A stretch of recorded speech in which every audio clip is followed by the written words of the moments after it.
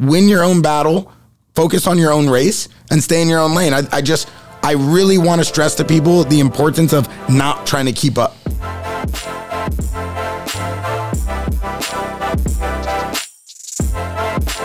You need to really find out what you enjoy doing. Instead of the math skills, go get life skills. This might be the biggest thing any of us have created. You know, fail. Have you really succeeded? Bear. Yes. Degidio. Yes. Did I love that. Right? Oh, you rolled it off your tongue. Degidio. Amazing. Degidio. Amazing. One more time. Degidio. Amazing. Yeah, there you go. You like that? Yeah, that's great. So we're very blessed today. We have one of the original Find Your Grind mentors sitting with us right now, and a friend of mine for a long time. But in recent past, Bear, you seem to have captured this whole marketing influencer business entrepreneur thing quite well. You seem to be, you're probably one of the busiest people I know. Yeah, I mean, you got to stay busy, you know what I'm saying? I'm involved in a lot of projects right now. Definitely heavy in the marketing and creative space right now, and kind of, you know, creating experience for everything that I touch. And I think that's kind of what's elevating me to like what you said, compared to the old way of how I used to look at things. So we make everybody that sits in on the Find Your Grind podcast show us your results. Right here. So you've taken your results.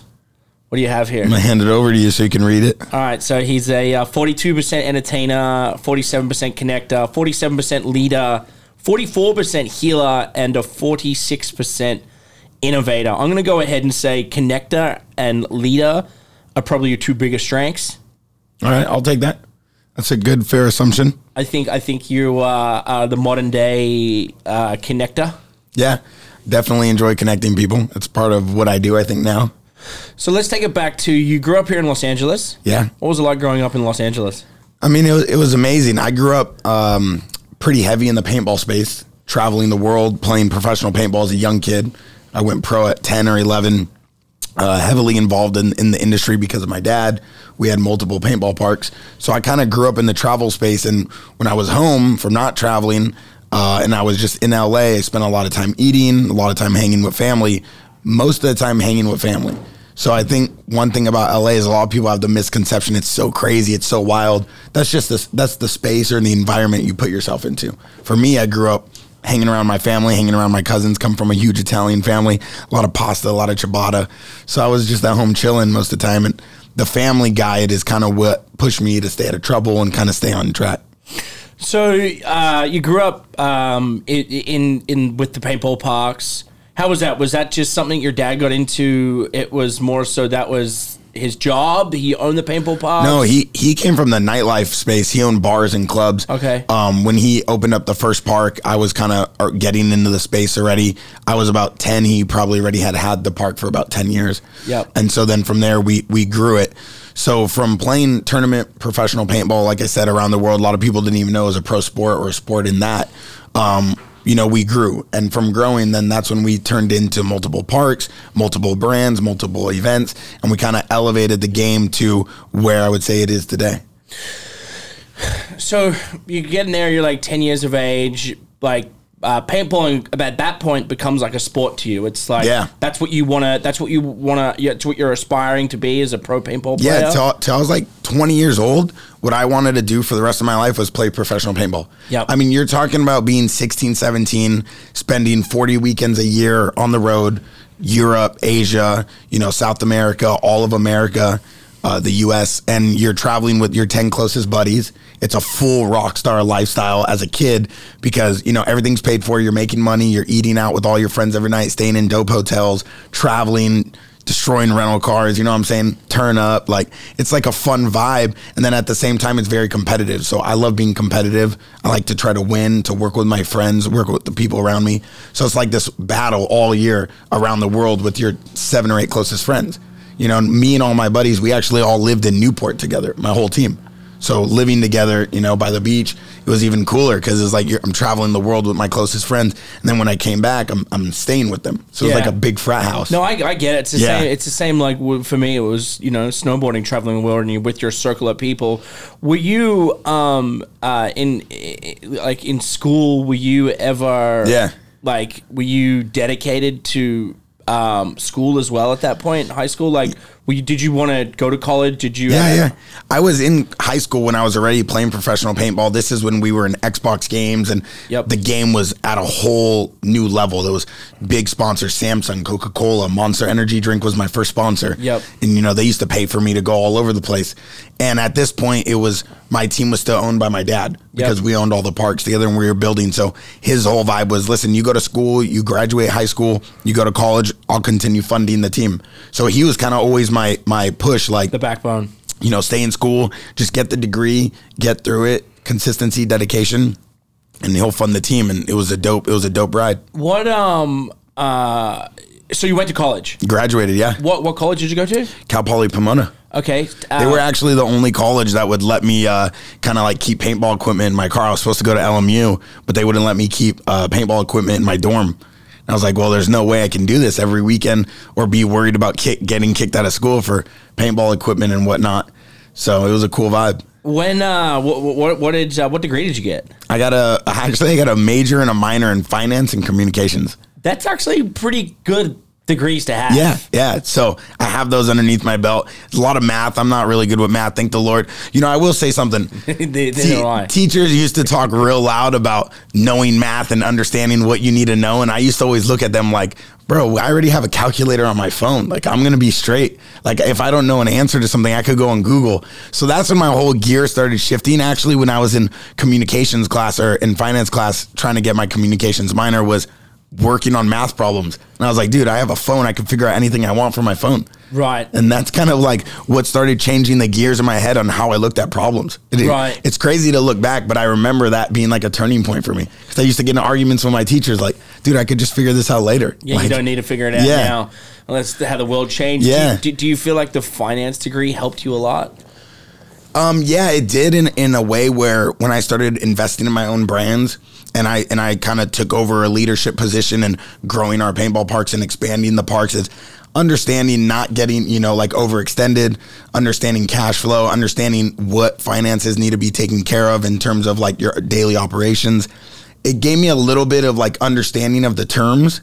But when it came to meetings and actual processes, all that I learned from my dad and from actually being in the business. Yeah. So it's like two different elements. It was cool to have it, but the actual hard factual content that I needed, I learned from hands-on experience. Yeah, I think that's like a lot of us today. It's you get out there and you get it done, or you fail and learn from that mistake, and then you learn yourself, right? Yeah, I just think that when people come to these huge problems in their lives, I think a lot of time it's not that big of a problem. It's just you've never faced anything like that, so you don't know where to begin. Yep. So the stress level is a lot bigger.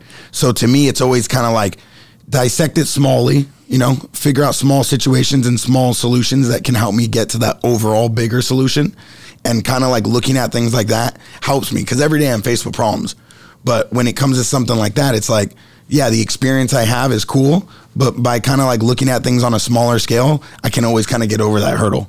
And then, so like, what kind of kid were you growing up? You're obviously very athletic. Were there any other like passions or hobbies, or was it strictly like paintballing, and then it was about trying to grow the paintball parks? And like, did you have any other aspirations to go off and do anything else beside paintballing? Yeah, at this age. Yeah, no. My whole like growing up, I wrestled for a little bit. Yep. I always trained MMA and boxing. Yep. Just kind of stay in shape because I eat a lot. I'm Italian. But my whole thing growing up was always like, dialing in the paintball, dialing in the business aspect of it.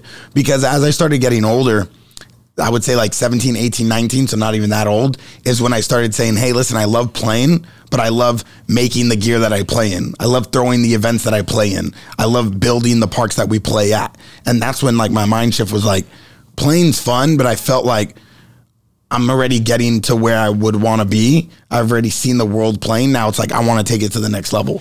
Yeah. So that like, as like an 18, 19-year-old, you already kind of knew that, like being the aspiration of being the best paintballer in the world. Well, maybe you could have been the best paintballer in the world. Maybe you were. Yeah. But like, you also saw to grow the sport, and there was something to grow within it. Like, how did you take the idea that you wanted to make your own paintball clothing? Like, where did that come from? Yeah. So to me, it was always kind of like, I have the coolest people in the world coming to play at my park.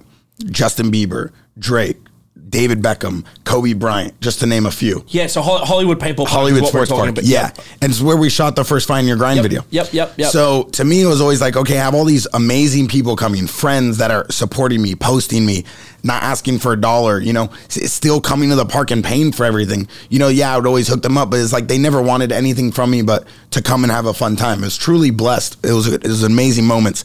So for me, it was like, how do I take that and kind of evolve something bigger than what it is? I mean, you've seen me growing up in LA, kind of. I felt like as a young kid in LA, when you guys were on top doing your snowboarding stuff and you were all over TV, I was just starting to party with you, and I used to hang out with you all the time.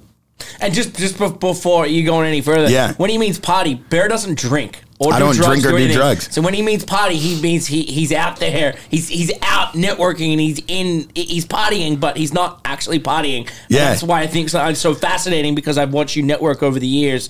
And now and we'll get into that later, but you've created this environment, you've created this like helm of networking, and you're like, it goes back from when you were a young kid, having people come to your paintball park, to now the people that you work with, and how you've kind of connected all those things to like make businesses out of them, which is kind of crazy. So let's go back to you kind of networking yourself. I have all these people coming to the park, and to me, it's like, you know, I think in life, there's a lot of moments that a lot of entrepreneurs or kids are faced with where it's like, what do I want to do? How do I want to do it? I don't think I can get there. I don't have enough budget. I don't have enough resources. And for me, it was like, yo, just put your feet to the fire and go try it. Like, I was like, I didn't go get a degree in designing, manufacturing, and making, like, you know, cut and sew products like pants and all the equipment you need to play. But I've been playing my whole life, so I'm going to try it. It's just like kids are like, oh, I want to start a restaurant. I want to be in food. Okay, you've been eating your whole life. I'm sure you know what good food tastes like. You already have a starting point. So it's like, take that to the next level. Invest in yourself. You know, educate yourself. One of the biggest things that helped me when I was like, okay, now I have all these cool people coming to the park. How do I build on this? Was, what is the next step? So I took out a whiteboard and I just wrote everything I wanted to do in my space on this whiteboard. What did you write? I wrote gear, events, parks. I wrote this cool thing about, hey, I want to create kind of like a network for the entire country to benefit off my marketing in LA, so I could grow the whole sport. And it was like, do you have Justin Bieber's name written on the whiteboard? No, it wasn't people. It was goals I had. Okay. Me personally. But Bieber's the man. He came and supported me multiple times. So it was like, okay, now how do I take that now and put it into action? So I started, like I said, I started dissecting this whiteboard on a smaller level. What are the things I could do this month? And then, you know, that started with t-shirts and headbands and hats. And I was like, okay, what is the things I could do this year or this quarter? And it was like, okay, harnesses, pants, gloves, the things you actually need to play. And I was like, okay, now what else can I do? And that's when it turned into events and you know, nationwide events and nationwide programs. And that's when I kind of like started ramping up the gears. Because what people do is sometimes they become very successful and then they slow down. It's like they put their life in break, you know what I'm saying? Part. And I'm like, no, this is when I'm revving up. I feel like you don't have a parking brake. Yeah, no, there's no, I might hit it real quick to drift around the corner, but we're never coming to a standstill. So to me, it was like, this is when I want to really turn up. And like I said, I don't drink, I don't do drugs, and that's always allowed me to have a clear vision. Once a year, I get crazy on my birthday, maybe, but my whole life has been about just kind of like getting to where I want to go. So what I did was then I took that into action, and one thing after another. There was a lot of ups and downs in the paintball space, to be specific, you know, making things that didn't fit, buying a container of product from overseas and nothing fit. And that I was like, dude, I just wasted 75 grand. What do I do next? But these are all learning experiences that, like, it got me to where I'm at. You know, I chalked it up as a learning experience. I really did. I was like, okay, I know not to do that again, and this is going to make me that much better. But I think that's business 101, right? It's like I've always said that your failures will be your biggest successes. So it's like, if you do something wrong, know that you made that mistake. Don't ever make that mistake again. And to me, it was like, don't make that mistake again, but what could I do better next time to make the whole experience better? And then it, you know, I was like, for a young kid, I'm bringing in manufacturing products overseas, and I'm bringing them in on a container. And I was like, okay, I could fill this container up with more things. What else could I do? And that's when I started saying, all right, let's do hair product. Let's do this product. Let's do that product. Kind of diving in all these different spaces. And these were all spaces that had a common denominator that I love, which was branding. It wasn't the space that I was truly in love with. And it took me a while to figure that out. It's like, why am I doing this? Like, I don't want to just do a random product I want to actually, like, I'm not trying to drop ship or be like one of these like internet gurus. No, I just figured it out later in life, and maybe like 2 years down the road, I was like, the thing that I loved was branding, creating the brand, creating the space, creating the marketing, the campaigns. And then when I started filling up these containers with different products, building all these different brands, getting e-com sales, I was like, okay, this is what I want to do. Wait, so you had hair care products in the Hollywood sports containers, or you're shipping over hair gear? Hair care products. I had combs, like for women. I was doing nail polishes, makeups, scissors for hairstylists. Where are you selling that stuff? So when I first did my first brand, it was the Party Company. Yep. And it was amazing. Everybody was buying it. It was a crazy hard clay. Yep. Like 6 months later, I figured out, like, oh my God, this product is turning everybody's hair into cement. It's not washing off. And then I went back and I realized, like, that product's not meant for your hair. And I was like, okay, cool. It's time to reevaluate what kind of products I'm bringing in. So then I restructured, and we came out with a new brand, made in the USA, organic, vegan free, or vegan product based. And it was Men Grooming Co. And that was the second launch of my hair company. And that was the one that I really ramped up. And it was all based, it's completely different from what I was doing. What originally I was doing with paintball products was building a brand, selling it to my own ecosystem, which was my parks. Yep. And kind of stocking my own retail stores in my parks. Yep. When I ventured outside of that, and it was like, okay, now I need to start working with the internet. Yep. Like working with the internet's a dangerous like relationship. The internet's not always fair to you. You know what I'm saying? You could put a lot of money into ad spend and a lot of money into Facebook AdWords and Google AdWords and campaigns. It's not going to return. Where do you get your biggest return on the internet? In today's time? Yeah. Well, back then, I would say it was Facebook. Right now, my favorite is Google AdWords for like all my e-com brands. Yep. I love Google. I think Google's like very nourishing and very like, the relationship I have with Google is like, oh, that's amazing. I feel like it's really nice to me right now. Explain the relationship with Google. So it's just like when you put out money for an e-com brand or like a space online, and you're trying to get AdWords and you're trying to get internet traffic, like I'm saying, that relationship with the internet isn't always a two-way street. Sometimes you could put out a lot of money and nothing hits. You could have the best product, best branding, coolest face attached to it, best AdWords, best keywords on Facebook and Google, and it just doesn't hit. Celebrities don't always sell. And influencers don't always work, and swipe ups aren't always the answer. So really what you have to do... Do swipe ups sell a lot of products or no? Depending on what space, yeah. Like for my hair company, swipe ups did amazing. I could do 1,000 units a day, 2,000 units a day, run out of inventory a week and not even have to worry about it. Yep. I mean... Explain to our listeners what a unit is. So in the hair space, for example, a unit would be like one jar of pomade. Yep. And I could have a few influencers do a swipe up campaign. We could sell a couple hundred to 1,000 units a day. You're bringing in, $5-10 grand a day in hair product. I didn't come from the hair space. Yeah. Like, yeah, cool. I dye my hair every once in a while in my mom's salon, but like that was about it. Yeah, you're just throwing hair care products in the back of the container. Yeah, and so I was just like, dude, I love the idea of like branding and creating the grooming product. And that's what really happened was from the internet relationship. Like I said, I'll just touch on that real quick, is like you put out all this money, it doesn't hit, right? So you lose that money. And that's not a good relationship. You don't want to lose money. You want to make money, and you want to invest in the right streams that are going to help you elevate your brand. So after learning all that, after figuring out manufacturing, after working with brands and branding, I came to the realization, I was probably like 27. This was like 2 years ago, 26, 27. I was like, what I love doing is branding. It's not everything else. And it took me all these different experiments and brands and marketing dollars and campaigns and creating things and manufacturing to figure out what I loved. So it's not like I didn't always have a vision of where I wanted to go. It's just I didn't always have the idea or roadmap. How am I going to get there? Yeah, that's kind of the case with a lot of people, right? And that goes for everybody. See, in my opinion, a lot of people know what they want to do in life, but they're scared to say it because they don't know how to get there. Yeah. And for me, it was like, I've never been scared to say what's on my mind. I'm pretty loud. Some people think it's, too much. Some people don't think it's enough. But for me, I've always just been me. I'm happy with being me. I'm happy with saying what's on my mind. But I always had a vision of like, this is where I want to be in life. This is what I want to do. But getting there, or what are the steps I need to get there, sometimes becomes difficult. Well, it's hard in the middle, right? And I think that sometimes in the middle there, the path to where you want to get to is going to change so many times on getting there, correct? It's the path that changes, but what it also is it's the distractions. Yeah. And I hate to be cliche, but the environment and the people you put yourself in and around dictate where you're going to be, because it could possibly slow you down. It could possibly change your mind. Your narratives on what you think matters change.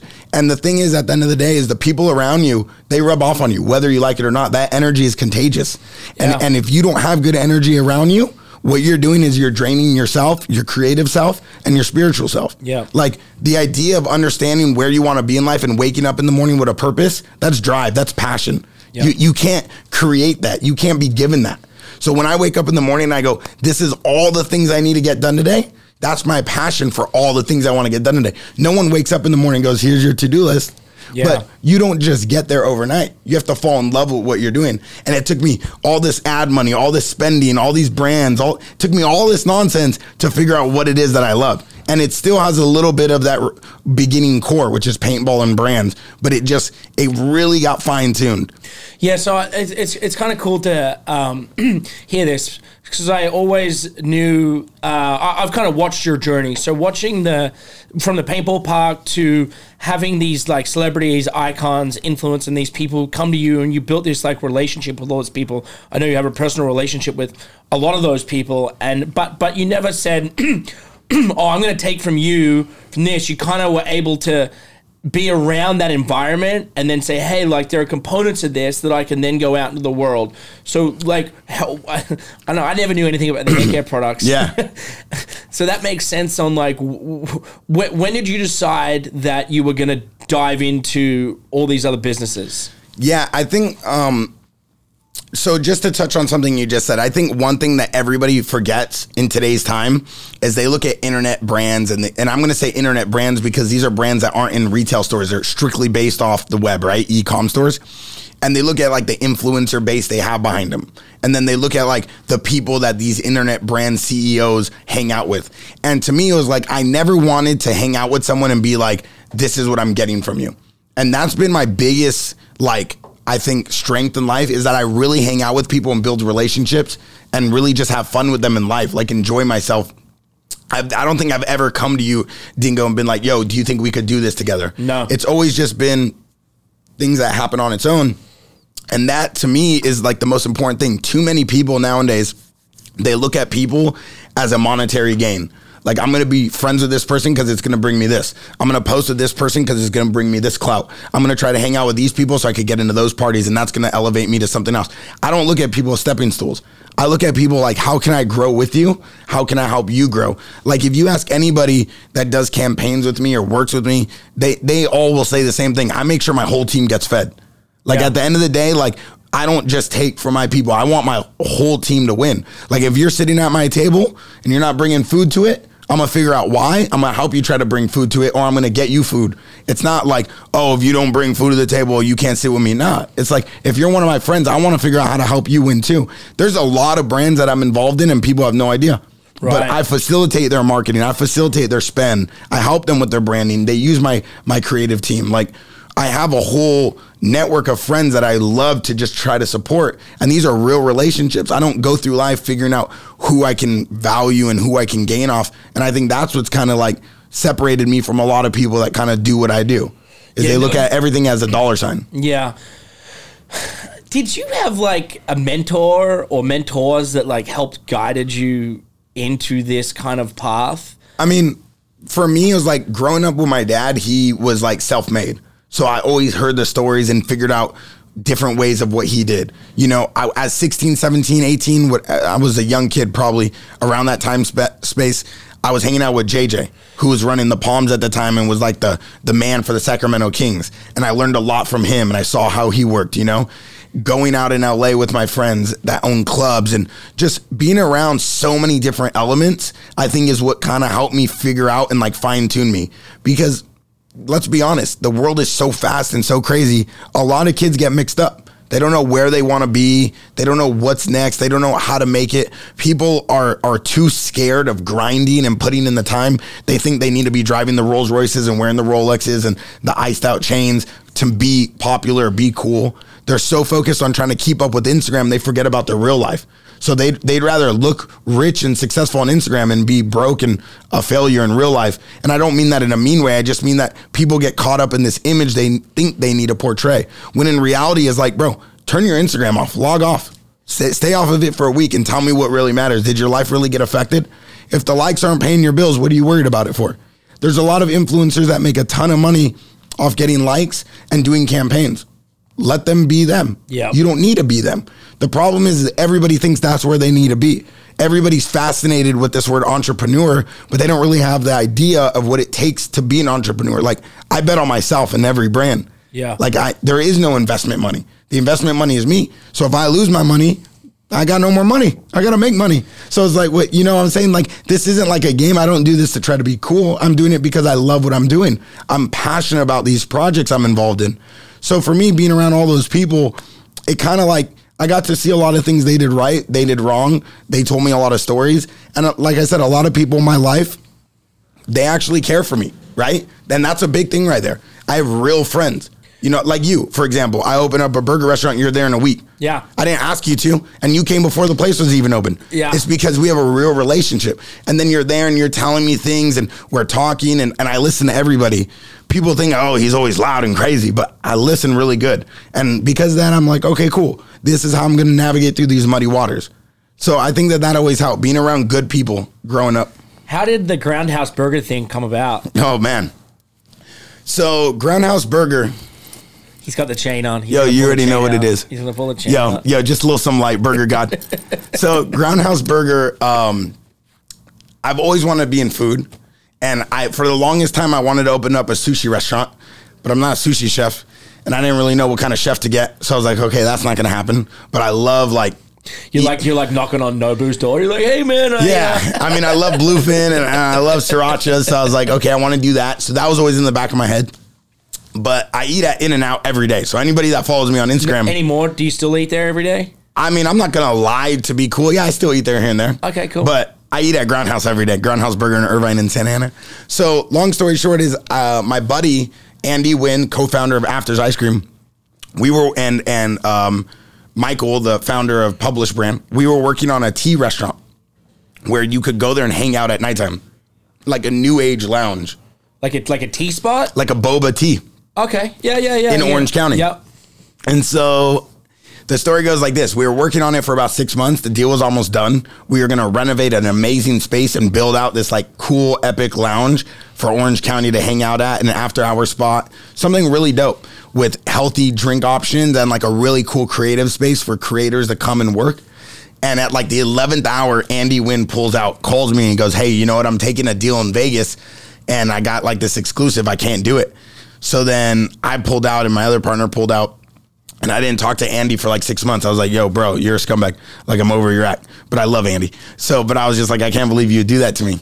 And so then Andy, being the man that he is, because he's an amazing dude, good man, he calls me like 6 months later and he's like, yo, I think I have another deal for us and I think you would kill it. And I'm like, what do you want to do? He's like, I want to open up a burger restaurant with you and we're going to rebrand and we're going to go nuts with this thing and we're going to make it like a really cool brand. And I was like, I want to have like the most disruptive burger restaurant because I've been eating at In-N-Out for years. In-N-Out's an amazing product, but I was like, it's so blah now. It's so basic. Like I want something that's different, a little bit changing, but has good quality product. So we open up Groundhouse Burger.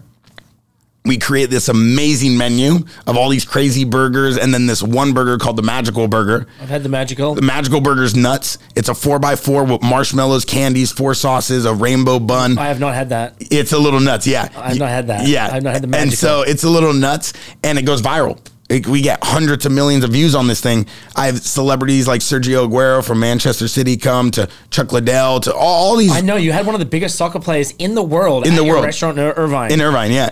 Instagramming about it. Yeah. Because he likes you. Because he likes me. You didn't pay him anything. Not $1. He's the man, by the way. Afford him. Yeah, I mean, that would, yeah, he would probably make me go bankrupt. That guy probably gets 7-figure Instagram deals. But also you did like, it was like you did the colored buns. Yeah. And that marketing thing, like I think you first did that at ComplexCon, but like people to me. Oh, ComplexCon was insane. I wrapped the Lamborghini, left it in the middle of the food court, the Ferrari, the Countach, left it in the middle of the food court, and I told him I lost the keys. I couldn't move it. So we had a wrapped Ferrari in the middle of the food court at ComplexCon, and it went nuts. Yeah. And we sold out. We had a collab burger with Pink Dolphin called the Legendary Burger. Yep. Sold out. We were selling teas for like $70, and everybody was buying them. It was an amazing start. If I were to have to do it again, I probably could in a different space. But if someone were to try to do that again in burgers, I don't think that could ever happen again. Everything hit by like beautiful. But that's the sense of timing and having the right idea and it all unfolding at the right time. How did you come up with the idea to do the colored buns? So actually, I was partying all night. Like once again, I don't drink or do drugs, so I was out all night for my birthday.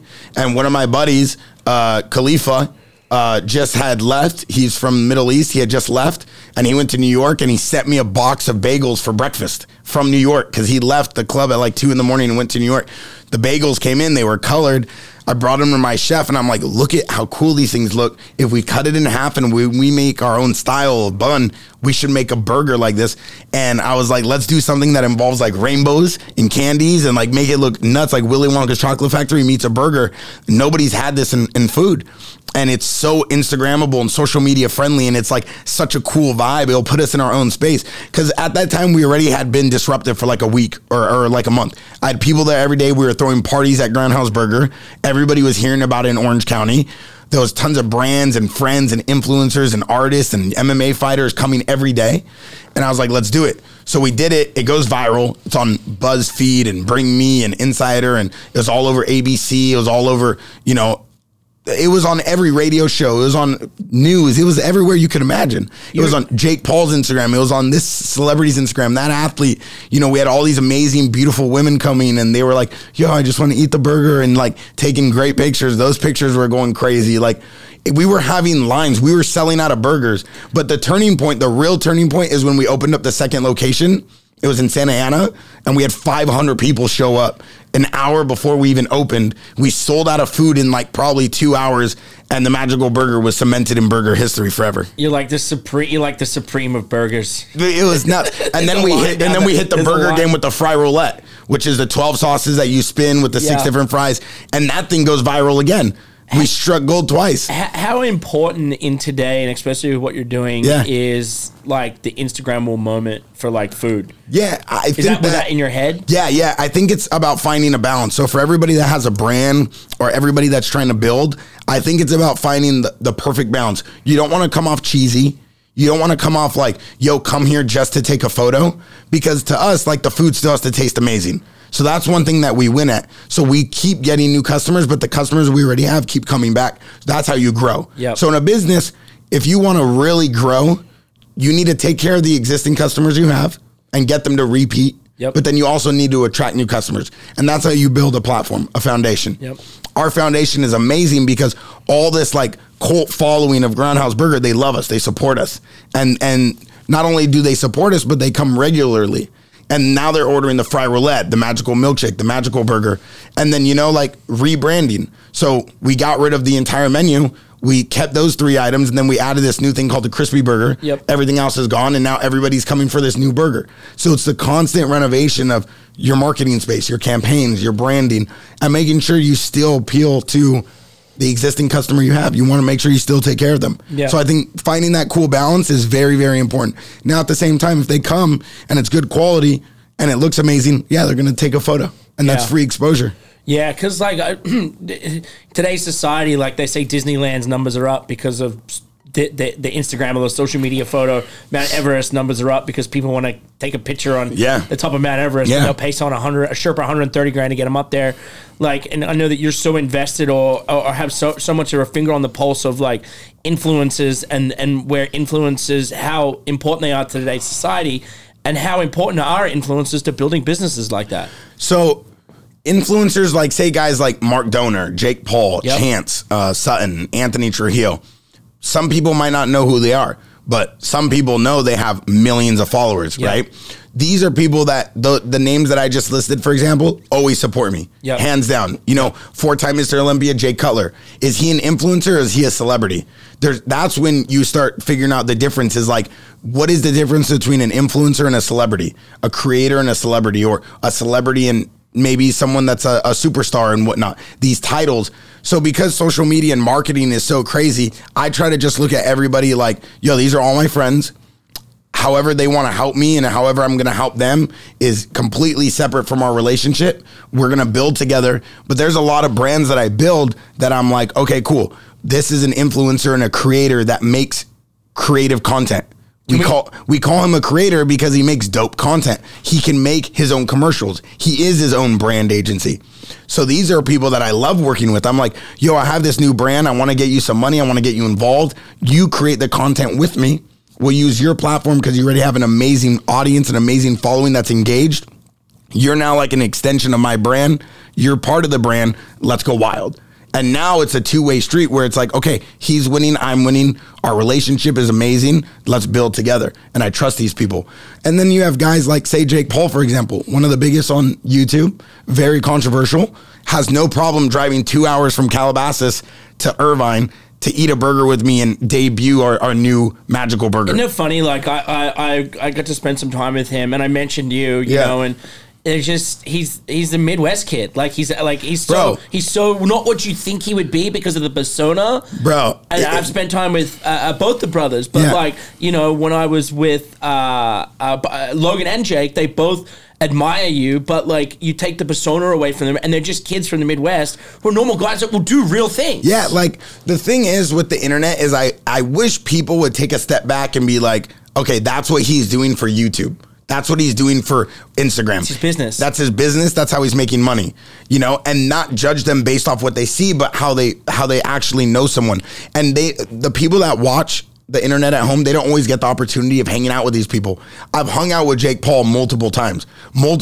He's taking care of me, make sure I'm good. Not the other way around. He caters to me and makes sure I'm dialed in. That's a real friend. Yeah, I would consider him a real friend because he's always there for me too. Yo, Jake, you want to talk about something? He's there to answer the phone. Yeah. So yeah, there's controversy in all these people, but once you really get to know someone, I feel like that's when things change. And that goes for everything in life. I feel like a lot of people need to spend more time really trying to understand someone than just judging people right away, because social media is so fast. We're so quick to judge people nowadays. We forget that, yo, maybe you don't really know anything about this guy, or maybe this guy is going through something you don't know about. So before you judge, you know, take that into consideration. Get to know him, maybe get a coffee with this guy. If you don't have that opportunity to do it, then maybe you shouldn't cast judgment so quick. Yeah. You know? And that's all social media is. It's just judgment. Where's it, in your opinion, what does the next like five to 10 years look like for social media? It's interesting. I just had this conversation. I think one of the most dynamic things about social media is that the influencers themselves are going to start becoming a mega platform. So what I'm starting to see now even more than ever is influencers that are saying, hey, you know what? I don't want your 20 grand a month. I'm going to just do it myself. And now they're creating their own brands. They're creating their own merch. They're creating their own system, their own ecosystem that they can profit off of and make money off of, which is amazing. But now what's happening is it's creating a huge line and huge distinction between the really engaged and creative and successful influencers, creators, and then the really, you know, hyped, overhyped, and then influencers that have following but can't do anything with it. See, in my opinion, just because someone has 2 million followers doesn't mean that they're going to get you more sales for a brand than someone that has 2,000 followers. Yeah, it doesn't mean anything. Because the person with 2,000 followers might have 2,000 actively engaged followers that love everything he or she does and believes in him. I love the influencers that are like, yeah, I'm vegan. These are the spots I eat at that are vegan spots. This is the food I like, and this is why. Over the people that just say, hey, I have a six-pack. Take this, and this is going to help you get it. Yeah. Because I want to actually see the backstory. I want to trust in the journey that they're on. And I think that the influencers and the creators, and I like to always say both, because some influencers don't create good content, right? But then you have some creators that just create amazing content, and they are, like I said, their own ad agency. They have an amazing journey. You trust in them. You believe in them because they show you start to finish. They're not scared of saying, hey, this is where I eat. This is what I do. This is why I do this. And this is how I got to this point. Rather than just, hey, this is a new brand that's paying me this month. Go try this product. Might help you. So I think that's going to be a huge distinction. And the next generation of influencers is the trustworthy, brand relation valued influencers that really have good relationships with people over the people that just have following and try to sell you everything they can. Yeah. I want to talk about relationships real quick, because you did a collaboration with OVO. Yeah. That was insane. Yeah. How did that come about? Well, Drake, he's the man, first of all. So Drake hit me up and was like, yo, I want to do a paintball day. Let's make like a dope jersey. Let's make 2 of them. And one's going to be for like one team, one's going to be for the other. Because Drake actually came to Hollywood Sports. I shut it all down for him, for him and his boys, the whole OVO crew. And the dude just always shows support, like from the get-go. Like, it's amazing that people like of that level, and I'm not trying to like cabbie the dude or like suck up to him, but a dude at that level doesn't need to be nice to me. But when they are, out of just pure like human instinct of like, yo, I'm gonna be cool to this kid, this kid's cool with me. Like, he doesn't need me for anything. Right. You know, that's Drake. You know what I'm saying? Like, he doesn't need me to like, you know, for anything at all. So for him to be like, yo, dude, whatever you need, like, I'm gonna take care of you, I'm gonna do this. Yo, I'm at this spot, come through and hang out. Like, bro, like, that's just shows you the character of someone. Like, you know, I took care of him at my park, so he wants to like do something with me, or, you know, he hit me on FaceTime. He's like, yo. He FaceTimes you? No, he did for that collab, and he was like, yo, let's do this. So your phone's ringing. It's yeah. So Drake. I'm like driving. I got a chick in the car, and I'm like, yo, just 1 second, dude. I get it. I'm like, leave your phone in your purse, please. So he just like, yo, let's do this jersey. I gave him a template. He like had like a design made in like 10 hours. Like, the guy's got like probably the gnarliest design team. We made them, and they came out sick. You know, they were at his house in like probably like 4 days. Sold out. From the time we made it to it getting like all handcrafted, hand stitched, like they were all made in the USA, printed, cleaned up. They were at his house in 3 days. Wow. So like, the dude's the man. And the jerseys look insane. Shout out to Drake's design. Why I wanted to touch on that is because that's the ultimate connector, right? You are a down-to-earth guy, and you are surrounded by these crazy influencers and these big music acts and big celebrities and all these people but it's like, they're not going to mess with you unless you are cool, and it's vice versa, right? And for you to be able to get something like that done, or multiple things like that done, right? And I just want to continue onto more of your brands. I want to continue on the line of like, all right, so Fair Play is the clothing company. Yeah, so Fair Play brand is it's a very like sporty meets like an everyday wear brand. But what's cool about it is the cut and sew and the pieces we have are very, very quality based. So it's like, this is something you wouldn't mind wearing to a dope dinner, or if you wanted to, you could wear it out with your friends, or you could wear it for like a breakfast with your girl. Like, it just has a unique vibe to it, and the story behind it, and the people that wear it already, like some of the kids on the Dodgers, D'Angelo Russell, like all these cool dudes. It just speaks the volume of like the brand's, you know, vibe. It's like, yeah, we're a sporty brand, but at the same time, it's fashionable. And I don't want to play on that cliche, like we're a sport fashion brand, but it's cool that you could wear it every day, or you could wear it in the gym if you wanted to go shoot hoops. Yep. Yeah. So clothing, are you still doing the LA Weekly stuff? Yeah, so I do all the like the digital. So like, you know, putting together shows and concepts and Instagram shows and kind of like online content, building off the local community, getting people involved. So LA Weekly is like one of the hottest digital and printed magazines in LA. So it's kind of like playing off the history of LA Weekly and bringing in the new blood of social. So it's Monday today, it's 10 a.m., you're here doing the podcast with us. When you like wake up on a Monday morning, how do you structure your week out on like where you're going to be, what times you're going to be, who you're going to be with, and what companies you're going to devote that certain amount of time to? How do you do that? Yeah, time management is a big thing with me. So I love to like kind of like itemize my day in the morning and kind of just figure out like, okay, these are all the brands and the people I need to work with today and touch, and these are the meetings I need to get through, and then kind of just like spacing things out. Like, a lot of people plan out for the day, I plan out for the week.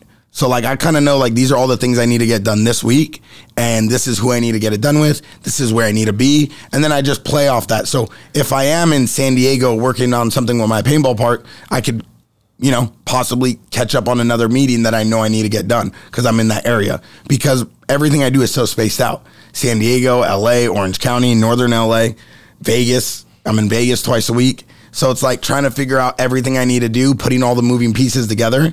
So that way it's like, you know, like the old school MapQuest, you put in the 30 addresses you need to go to. It gives you the fastest route to all of them. Yeah. It's kind of the same thing. I put in everything I need in my management and my little schedule, and then I kind of just start navigating what needs to get done. And then you're still networking at nighttime. I mean, I still go out every night. I'm out till 3 or 4 in the morning every night. It's getting crazy. I need more leave-in conditioner for my hair and face lotion. Make sure I don't get premature wrinkles. For a guy that threw hair care products in the back of the container to move it, is now you move a lot of products now. Yeah, multiple brands, multiple products, a lot of e-com, and like I said, I advise for a ton of restaurants and I advise for a ton of e-com brands, strategizing online spend, making sure people spend their money in the right spots, making sure people utilize the right influencers. I love to try to bring in as many of my friends as I can to all these brands, whether it be helping them create their own merch brand or getting them a deal with a company that needs an influencer to help them be like an extension of their brand, but making sure that everybody fits the right pieces. Because to me, it's like, cool, I can make you 10 grand a day or 100 grand or whatever it may be. But if that doesn't work out and there's no relationship there, then there's no building. You know what I'm saying? There's nothing to build upon. It's kind of like a one-time deal. And I don't like that. I like to do things where everybody can continuously build off so everybody can kind of stay in the realm. Because the worst thing you could do in today's time is try to jump in on a get rich quick scheme and like try to be involved in these brands that are going to kind of like, oh, this, waist slimmer is hot right now. Let's bring in 1,000 of these and try to sell them. It's like, there's no longevity to that brand. It hurts the influencer being tied to those type of brands. Yep. And it's like, I don't want to align my friends with the wrong stuff. So it's like making sure like, yeah, take care of your people, but make sure that there's value and longevity in these deals. So everybody wins. It sounds like you're building an empire. And like, I think you're right now, you've poured the concrete, you've laid the foundation, and this building's just gonna keep going up. And I think like the smartest thing you've done is it's all off relationships. You've built this thing on relationships that isn't one thing. You're like the ultimate entrepreneur without maybe even knowing that you've gone down that road. Yeah. Like it's a funny title. Right? Yeah. Ultimate entrepreneur. Yeah. Or a serial entrepreneur. Yeah. I mean, to me, it's like, people are like, yo, when are you going to stop? Or, oh, you're doing too much, or you just need to stick to one. But it's like, and I don't say this in an arrogant way, but it's like, yo, the things that I'm touching are winning. Like, and they're successful. Like, I want to keep going. When something becomes successful, the profit or the money I make from that, my whole game plan the last 2 years has been, okay, roll that into something else. Keep building. Like, yeah, I make money and I can have money saved, but like right now I'm young. I could build and build and build rather than just sitting there and trying to like stack chips. Yeah. Of course, you save for a rainy day and you be smart with your money, right? And there's a lot of young entrepreneurs that spend everything. So I have a formula to how much I can spend and how much I want to save. Those are all personal preferences and opinions and overhead. But to me, it's like, throw everything I have in all these different brands and keep firing off. And if something's not doing too hot, I'm so busy that it's like, okay, when do you pull the plug? And I think that's one thing is like, I'm not scared to say like, yo, that idea didn't work. And a lot of people are scared of that failure, not because of themselves, but they're scared that, oh, people aren't going to want to work with me anymore because I failed. Oh, people are going to judge me. Don't be scared because you're going to get judged because you think you failed. If you're okay with it and you gave it your all, get rid of it, start again. Yeah. Like people are so scared of being judged based off their wins and their losses that they're scared to make a move. It's like you got to lose a few pawns. You know what I'm saying? You know what's funny is like yourself, you care, but nobody actually else cares if you lose. It's like no one cares if you go to the party or don't. Like, bro, if you need to work extra overtime that night, put in the hours now. Like being in the club or being at the party is not going to make a difference tomorrow. Because tomorrow's gone. No one remembers what happened last week. I can't even tell you how many nights we've been out together. And I'm like, if I don't see you tonight because you go out, I'm going to be like, yo, what changed? I could still call them in the morning and get coffee. People are so dependent on this like nightlife relationship. Like, oh, I need to be in this party or I need to be at that spot to be considered cool, that they'd rather risk building an empire or building a brand to go to a party. I used to always think it's a very LA thing. Yeah, I used to always think like, and I've had lots of failures. Like I always, back when I was younger, like my failures, I cared more about what other people thought, but actually realized that nobody actually cared at all. The thing is that no one cares, but what everybody wants is that persona and that like aura of this man's super successful. We all want to be considered successful, but it's like you have to find success just like you have to find happiness. And that's on your own. It's not with someone coming to you and said, you've officially made it. Like I don't wake up in the morning and go, oh man, I got a bunch of successful brands. I built 4 restaurants in 6 months. I'm done. I'll just sit at home. Yeah. No, now's the time to go harder. Like no one, this is not like a graduation. Being an entrepreneur, owning a business, there's no end point. There's only continuously building. And then as you build these bigger platforms, like you said, that you can live off of and that you can breathe off of. All right. So how many brands actively are you working on today? Between the personal brands that I own, Yeah, let's just put the number out there. the parks, and then everything with the creative side, with my creative agency, we operate probably 40 to 50 Instagrams and Facebooks and websites every day. Every day I touch about 40 Instagrams, Facebooks, Instagrams. If we're posting on them, we're for sure looking at analytics. Yep. Facebooks, we're constantly monitoring and changing ad spends and budgets. Google ads. I mean, everything that involves a brand to be successful, it's about around 40 to 50. Yep. Plus or minus 5 every month of newcomers and then people that we're done with. Wow. Yeah. If you could tell anything to the young Bear Degidios of the world, Yeah. what do you say? I think the most important thing at this time right now is creating a platform for yourself. So create an internal agenda of what you need every day to be successful, where you want to be, and then itemize that. Because the biggest problem I think kids in today's time are facing is that social media is putting on this front and this image of where you need to be in life. There is no schedule to life. You don't need to run anyone else's race. You need to stay in your lane and not compare yourself to other people. The biggest problem I see in kids today, successful entrepreneurs are hot for 6 months and then they're gone.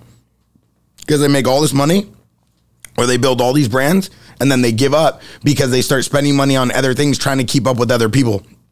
My biggest success, I think, in life is that I say what's on my mind. I kind of go at the vibe and pace I want to be at, and I do not care what anyone thinks about me. I want to make sure that the people around me are always taken care of, and that the people around me I continuously build a relationship with, whether that be a text a week checking in on them, or whether that just be like, yo, let's meet up for dinner and let's chill and let's talk, and then constantly back to the grind. Because too many people in today's time, I think, are so focused on this image that they need to portray rather than the actual nitty gritty of, hey, I need to make some money today, or I need to work today, or I need to build my brand bigger. Instead, they want to already be at the 100. They forget about the 1 to 99 steps. And because of that, it kind of puts a lot of pressure on these kids. And I think kids need to alleviate that pressure. They need to relax for a second and go, hey, I don't need to be driving a Lambo. I don't need to be in a penthouse. I don't need Balenciagas on my feet. I don't need a Gucci on my wrist. You know what I'm saying? Like, I don't need the Rollie. I don't need all this. I don't. And in reality, you don't. No. Yeah, maybe you get a few likes and people are like, congrats on your photo. 6 hours later, it's just another photo that was part of the social media stream. Yeah. No one even remembers it. So win your own battle, focus on your own race, and stay in your own lane. I really want to stress to people the importance of not trying to keep up. Because I've seen so many of my friends and so many people are so successful, so smart, so brilliant, so talented, but they're so focused on being at the right spot and trying to do this and trying to work with them and instead of just focusing on their battle that they lose, you know? And at the end of the day, staying focused is a big part of success and happiness, like not being distracted, a lot of people get tied down to certain people. They think they need these people in their lives. And then these people drain you of your energy. Yeah. And it's like, don't get drained. You know what I'm saying? Fuel up a little bit real quick. Hydrate. Drink some water. There you go. Well, there you have it, kids. I think it's safe to say, Bear, you found your grind. Yeah. And you got to keep searching for it till you do. Yeah. Thank you, dude. Yeah. Thank you. It's amazing to be on here. Yeah.